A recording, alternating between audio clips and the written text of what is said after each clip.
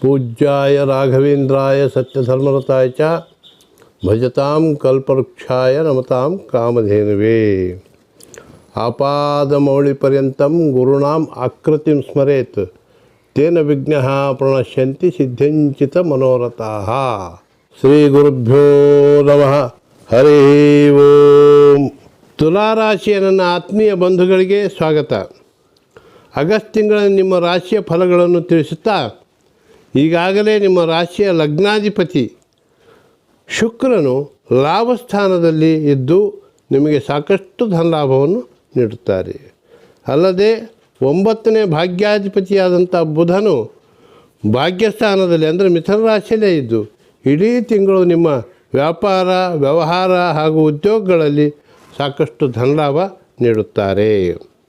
ದಿನಾಂಕ 16ರಂದು ಲಾಭಾಧಿಪತಿ ಅಂದರೆ 11ನೇ ಅಧಿಪತಿಯಾದಂಥ ರವಿಗ್ರಹವು ಸಿಂಹರಾಶಿಗೆ ತನ್ನ ಸ್ಥಾನವಾದಂಥ ಸಿಂಹರಾಶಿಗೆ ಬಂದು ಸರ್ಕಾರದಿಂದ ನಿಮ್ಮ ಕಾರ್ಯಗಳು ಏನಾದರೂ ಬ್ಯಾಲೆನ್ಸ್ ಇದ್ದರೆ ಅವು ಪೂರ್ಣಗೊಳ್ಳುತ್ತವೆ, ಯಶಸ್ವಿಯಾಗುತ್ತವೆ.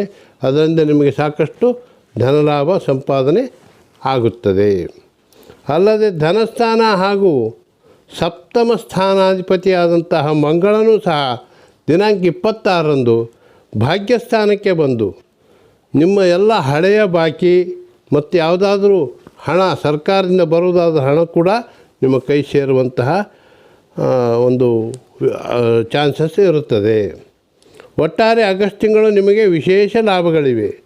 ಶನಿಗ್ರಹ ಕೂಡ ಮಕರ ರಾಶಿಯಲ್ಲಿ ವೀಕ್ಷಿಸಿದ ನಿಮಗೆ ಜಾಸ್ತಿ ನಿದ್ರೆಯ ಅನುಭವ ಕಂಡುಬರುತ್ತದೆ.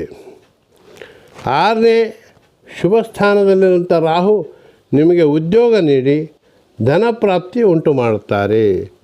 ಗುರು ಅಷ್ಟಮದಲ್ಲಿದ್ದರೂ ಕೂಡ ಒಂದು ಬೆಳ್ಳಿ ಪಾದದಿಂದ ಬಂದಿರೋದ್ರಿಂದ ಆದಷ್ಟು ಪ್ರತಿ ಗುರುವಾರ ನೀವು ಕಡಲೆಕಾಳು ಎಲ್ಲ ಒಂದು ಇಟ್ಟು ಪೂಜೆ ಮಾಡಿ ಗುರುಗಳಿಗೆ ಅಥವಾ ದೇವಸ್ಥಾನಗಳಿಗೆ ಹೋಗಿ ದಾನ ಕೊಟ್ಟು ಬರೋದ್ರಿಂದ ನಿಮಗೆ ಶುಭ ಫಲಗಳು ಇರುತ್ತವೆ.